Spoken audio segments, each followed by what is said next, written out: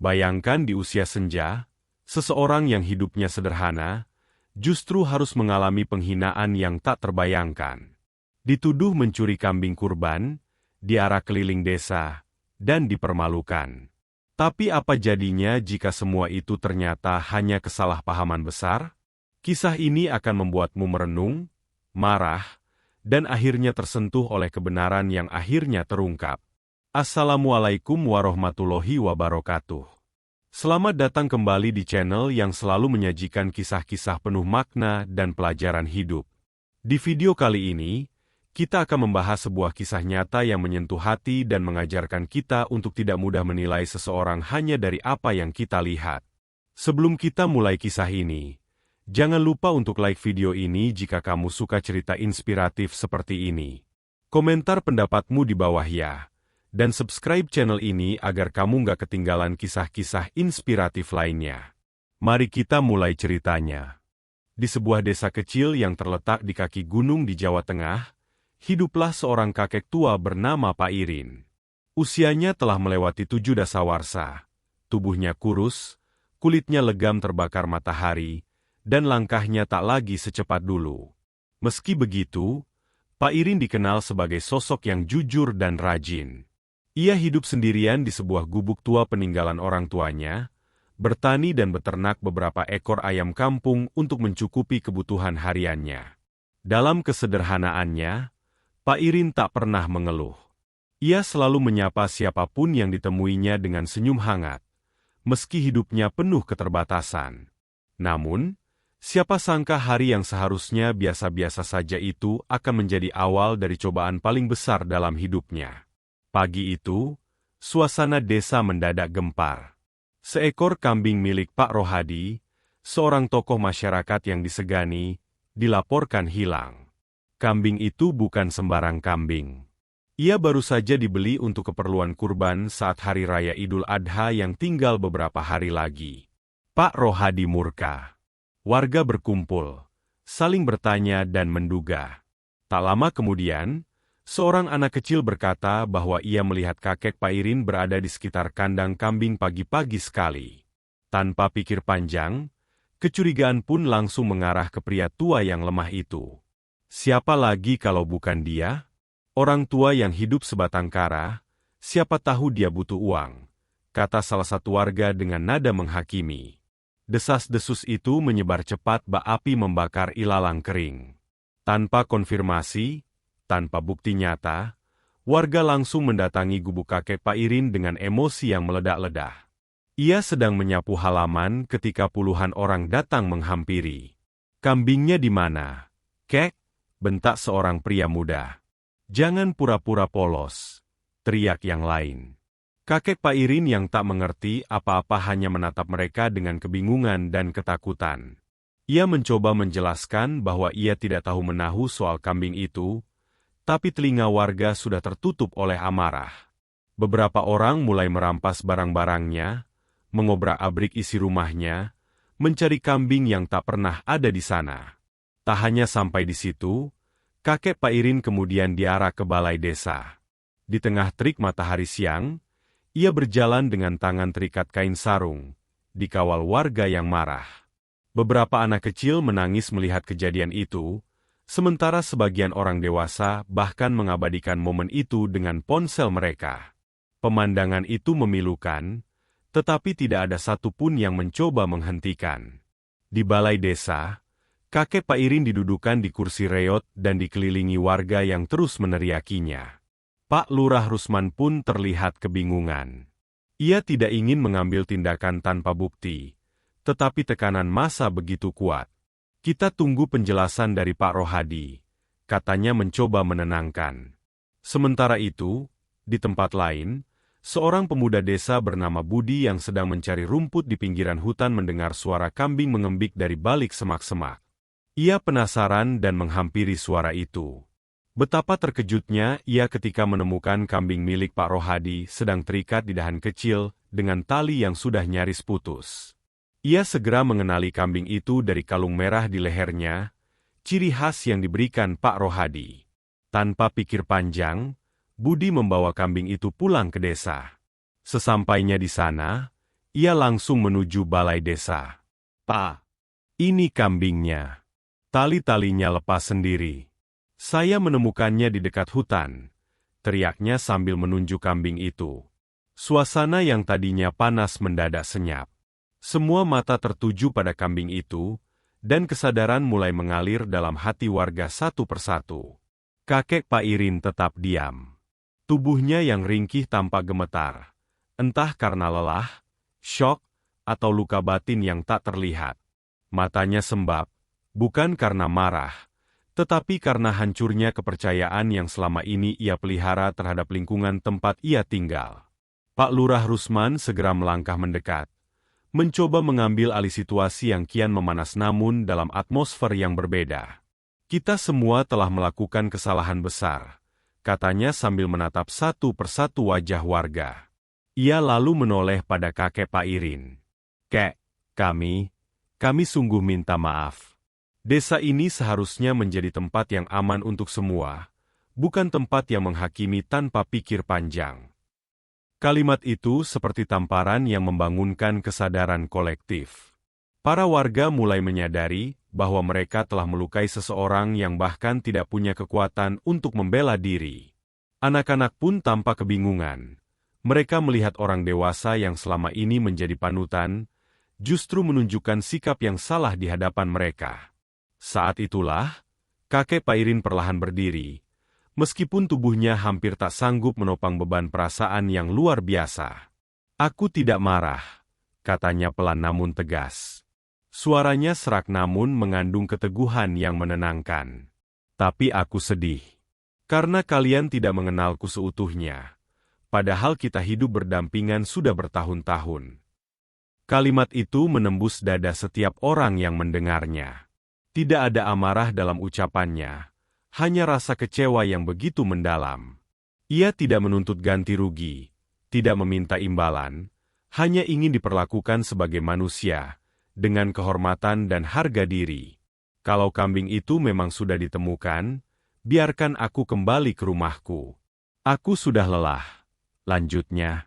Tapi sebelum ia melangkah pergi, seorang anak kecil yang sebelumnya melihatnya di dekat kandang kambing menghampirinya dengan wajah menyesal. "Maaf, Kek, aku nggak tahu kalau bilang begitu bisa bikin semua ini jadi kacau," katanya sambil terisak. Kakek Pak Irin hanya mengusap kepala bocah itu dan berkata, "Kau belum salah, Nak. Yang salah adalah kita yang dewasa, karena lupa berpikir sebelum bertindak." Suasana di balai desa berubah menjadi penuh keheningan yang syarat makna. Warga yang tadinya lantang menuduh kini berdiri membisu seperti patung, dihantam oleh rasa bersalah yang menyesakkan dada. Beberapa pemuda desa mulai bergerak, mengatur jalan keluar bagi kakek Pak Irin. Namun, langkah kaki Pak Irin terasa berat. Bukan karena tubuhnya yang renta, melainkan karena ia harus membawa pulang hati yang remuk oleh fitnah yang tidak berdasar. Di sepanjang jalan menuju rumah, beberapa warga menunduk dalam diam, sebagian bahkan menangis tanpa suara. Hari itu menjadi titik balik dalam sejarah desa itu, bukan karena kambing yang hilang ditemukan, melainkan karena mereka menemukan sisi kelam dari diri mereka sendiri. Sebuah pelajaran keras yang tidak tertulis di buku manapun, bahwa menghakimi tanpa bukti bisa menghancurkan kehidupan seseorang. Keesokan paginya, rasa malu dan penyesalan masih tergantung di udara. Beberapa warga yang merasa bersalah memutuskan untuk datang ke rumah kakek Pak Irin membawa makanan, pakaian, dan permintaan maaf. Mereka tak hanya mengetuk pintu gubuk tua itu, tapi juga hati mereka sendiri yang selama ini tertutup oleh ego dan prasangka. Salah satu pemuda bahkan membawa bingkisan berisi teh hangat dan beberapa buku bacaan, berharap bisa menemani hari-hari tua kakek Pak Irin. "Kami tak bisa menghapus kejadian kemarin, Kek, tapi izinkan kami memperbaiki sisa waktu ke depan," kata salah seorang warga. Kakek Pak Irin menerima mereka dengan senyum getir. "Kalian tidak berutang apa-apa padaku, Nak, tapi jika kalian belajar sesuatu dari ini semua, itu sudah lebih dari cukup." Hari itu, untuk pertama kalinya sejak kejadian, cahaya matahari terasa hangat kembali di halaman rumah kakek Pak Irin, seolah alam pun ingin memberi pelukan atas luka yang baru saja disembuhkan. Pak Lurah Rusman mengambil waktu sejenak, lalu berkata dengan suara berat, "Saya kira, hari ini kita semua belajar sesuatu. Bahwa prasangka bisa jadi lebih berbahaya daripada kesalahan itu sendiri." Ia lalu meminta semua warga berdiri sejenak dan memberikan waktu untuk merenung dalam diam. Semua orang tertunduk. Bahkan angin yang menyapu daun-daun di pepohonan sekitar balai desa seakan ikut bersedih.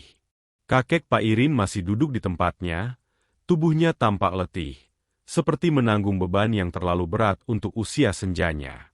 Hatinya hancur, bukan karena fitnah semata, tetapi karena ia tahu kepercayaan yang dulu dimilikinya dari warga desa kini tak akan kembali utuh. Ia mungkin dimaafkan, tapi luka dalam hatinya tidak bisa dipulihkan begitu saja.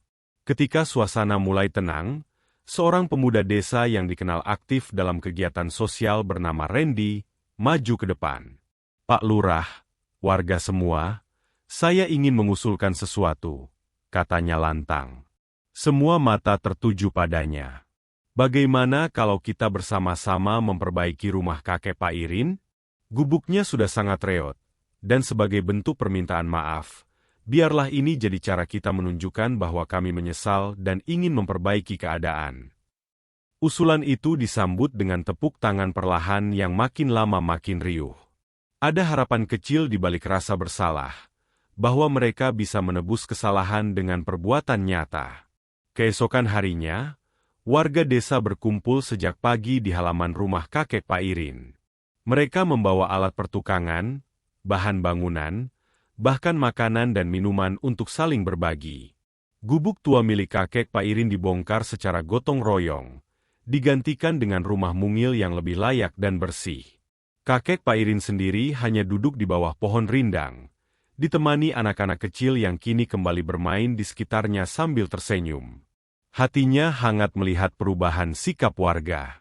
Walau luka batinnya belum pulih sepenuhnya, ia mulai percaya bahwa manusia memang bisa berubah, dan kebaikan akan selalu menemukan jalannya. Sementara itu, Pak Rohadi datang membawa sembako dan seekor kambing kecil sebagai hadiah untuk kakek Pak Irin. "Ini bukan pengganti luka, Kek, tapi saya berharap ini bisa menjadi simbol bahwa saya menyesal dan ingin memperbaiki kesalahan saya," ucap Pak Rohadi sambil menunduk dalam-dalam. Kakek Pak Irin menatap kambing kecil itu, lalu tersenyum tipis. "Yang penting kita saling mengerti, Nak. Hidup ini memang sering menguji kita dalam bentuk yang tak terduga," ucapnya bijak. Warga yang mendengarnya mengangguk pelan. Di momen itu, mereka sadar bahwa kebijaksanaan tidak selalu datang dari orang yang berbicara paling keras, tetapi dari hati yang sudah melewati banyak luka. Hari demi hari berlalu. Rumah baru kakek Pak Irin berdiri kokoh di tempat yang sama, tapi dengan suasana yang jauh berbeda. Kini, warga sering mampir sekadar menyapa atau membawakan makanan. Anak-anak kembali memanggilnya kakek dengan penuh kehangatan. Suatu sore, saat matahari mulai tenggelam di balik bukit, kakek Pak Irin duduk di teras rumah barunya sambil menatap langit. Ia berkata pelan pada dirinya sendiri, "Terkadang, cobaan datang bukan untuk menjatuhkan kita, tapi untuk menyadarkan yang lain akan arti kebenaran dan kasih sayang." Ia menghirup udara sore yang sejuk, dan untuk pertama kalinya dalam waktu lama, ia merasa damai. Meskipun hidupnya tidak akan kembali seperti dulu, namun dari peristiwa itu, lahirlah kembali rasa persaudaraan dan kepedulian yang sempat hilang di desa kecil itu. Waktu terus berjalan, dan perlahan-lahan suasana desa berubah menjadi lebih hangat dan bersahabat. Warga yang sebelumnya terburu-buru menilai kini mulai belajar untuk lebih berhati-hati dan membuka hati. Kakek Pak Irin yang dulu sering dijauhi, kini malah menjadi sosok yang dihormati dan disayangi. Setiap pagi, beberapa warga datang mengunjunginya, mengobrol santai di teras rumah baru yang telah diperbaiki bersama. Anak-anak kecil yang dulu takut mendekat kini bermain di sekitarnya, mendengarkan cerita-cerita masa lalu dari mulut seorang kakek bijak yang penuh pengalaman. Kakek Pak Irin merasa hatinya kembali hangat, seakan luka yang dulu menganga mulai menutup perlahan, digantikan oleh cinta dan pengertian. Salah satu perubahan yang paling dirasakan adalah munculnya rasa persaudaraan baru di antara warga desa. Mereka mulai bergotong royong untuk memperbaiki fasilitas desa, menjaga keamanan bersama, dan saling berbagi dalam suka maupun duka. Pak Rohadi, yang dulu sempat marah dan kecewa, kini rajin ikut serta dalam kegiatan sosial desa. Ia bahkan mengajak warga untuk mengadakan pertemuan rutin agar setiap masalah bisa diselesaikan secara damai dan bersama-sama. Dari kejadian kambing yang hilang itu, lahirlah sebuah kesadaran kolektif bahwa hubungan antar warga harus dibangun atas dasar kepercayaan dan komunikasi, bukan prasangka dan fitnah. Kakek Pak Irin sendiri merasa tugas hidupnya belum selesai. Ia mulai mengajari anak-anak desa tentang pentingnya kejujuran, kesabaran, dan rasa hormat terhadap sesama. Dengan suara yang pelan namun penuh makna, ia menceritakan kisah hidupnya, pengalaman-pengalaman pahit dan manis yang pernah dialaminya. Anak-anak mendengarkan dengan penuh perhatian. Matanya berbinar-binar karena merasa mendapatkan pelajaran hidup yang berharga. Dalam pandangan mereka, kakek Pak Irin bukan lagi hanya seorang kakek tua, tetapi guru kehidupan yang mengajarkan nilai-nilai luhur yang kian langka di dunia modern ini. Sementara itu, kehadiran kambing kurban yang sempat hilang menjadi simbol penting bagi desa tersebut. Setiap tahun, menjelang Hari Raya Idul Adha, warga selalu mengenang peristiwa itu dengan penuh syukur dan refleksi. Mereka belajar untuk tidak mudah percaya pada kabar yang belum jelas kebenarannya, serta selalu mengedepankan dialog sebelum mengambil kesimpulan. Kambing itu menjadi pengingat akan betapa rapuhnya kepercayaan dan bagaimana pentingnya menjaga keharmonisan komunitas. Pak Rohadi pun merasa bangga bisa mengambil pelajaran berharga dari insiden yang sempat membuatnya marah dan kecewa. Hari-hari di desa kecil itu berjalan dengan penuh warna dan makna baru.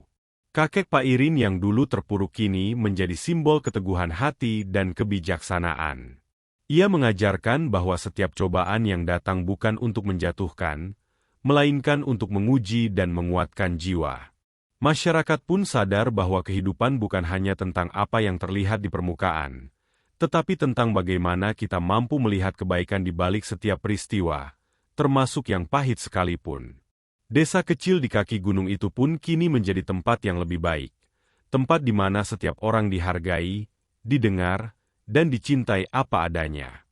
Tak lama setelah kejadian itu, desa kecil tersebut mulai dikenal oleh desa-desa tetangga sebagai tempat yang penuh dengan kebersamaan dan kedamaian. Banyak orang yang datang belajar tentang bagaimana warga desa mampu mengubah konflik menjadi pelajaran hidup. Kakek Pak Irin menjadi figur yang sering diundang untuk memberikan ceramah dan berbagi pengalaman, meskipun dengan suara yang pelan dan langkah yang tertatih. Ia selalu mengingatkan bahwa sesungguhnya kunci dari keharmonisan adalah rasa saling percaya dan menghormati, bukan sekadar penilaian sepihak. Pesan itu menjadi inspirasi tidak hanya bagi warga desanya, tetapi juga untuk banyak orang yang mendengarnya. Waktu terus berjalan, dan kakek Pak Irin pun semakin tua. Namun semangatnya untuk mengajarkan nilai-nilai hidup tidak pernah pudar.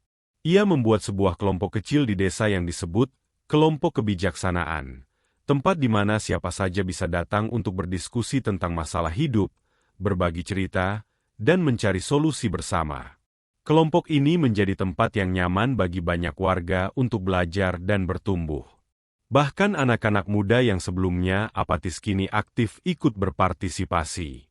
Kakek Pak Irin tersenyum bahagia melihat bagaimana benih-benih kebaikan yang ia tanam mulai tumbuh subur di desa tercintanya. Suatu hari, saat perayaan Idul Adha tiba kembali, suasana desa dipenuhi dengan kegembiraan dan semangat baru. Kambing kurban yang sempat hilang dulu kini menjadi cerita yang diwariskan dari generasi ke generasi sebagai pengingat pentingnya kesabaran dan kejujuran. Pak Rohadi dan kakek Pak Irin bersama-sama mengadakan doa bersama di balai desa, memohon agar desa mereka selalu diberkahi dengan kedamaian dan kebersamaan.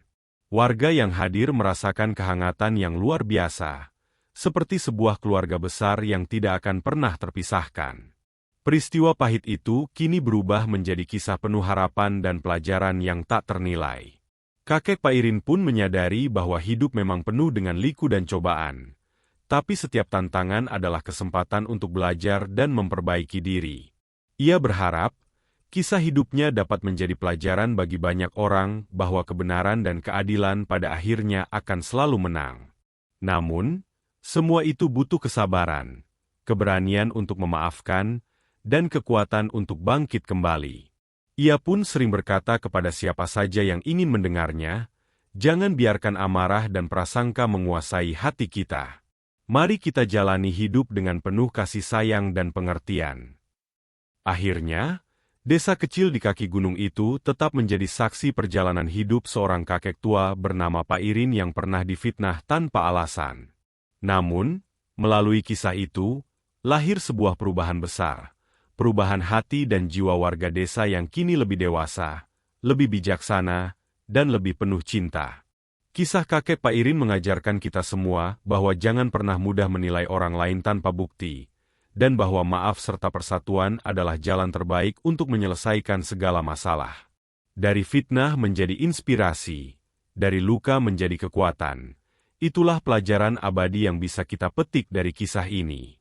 Sobat inspiratif. Dari kisah kakek Pairin ini kita belajar bahwa fitnah bisa melukai lebih dalam dari senjata, dan bahwa memaafkan adalah tindakan yang sangat mulia.